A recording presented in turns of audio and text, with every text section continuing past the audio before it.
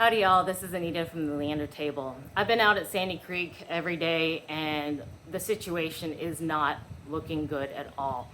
There have been a lot of volunteers out there trying to do the best they can, but honestly, the disaster and scope of what has happened out there is just too large for normal civilian volunteers.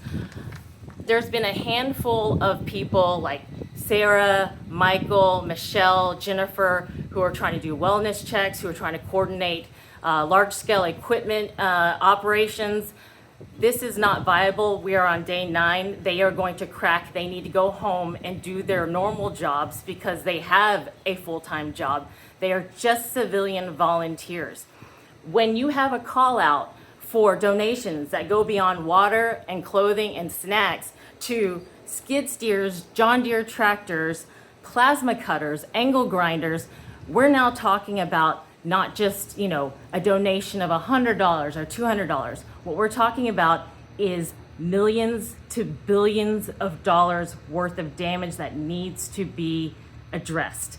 The only organization that can do that is on the federal level from FEMA. We really need more than volunteers, more than money donations. We need a push and a call up the chain of command so that Washington sends FEMA down to Sandy Creek.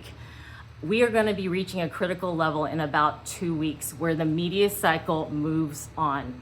And if FEMA is not out there at Sandy Creek by the time the media cycle moves on, these guys are going to be left behind. And we do not want our neighbors in Sandy Creek and Leander to be left behind. So please, we need to put as much pressure as we can to get the word up through the chain of command, through the state level, to federal, to Washington, to get FEMA out to Sandy Creek, because there are billions of dollars worth of damages, and the only way that this is gonna get fixed is if we can have contracts that are in the millions of dollars to come out and fix this. There is no amount of local volunteers that can coordinate this kind of effort. It needs to be FEMA.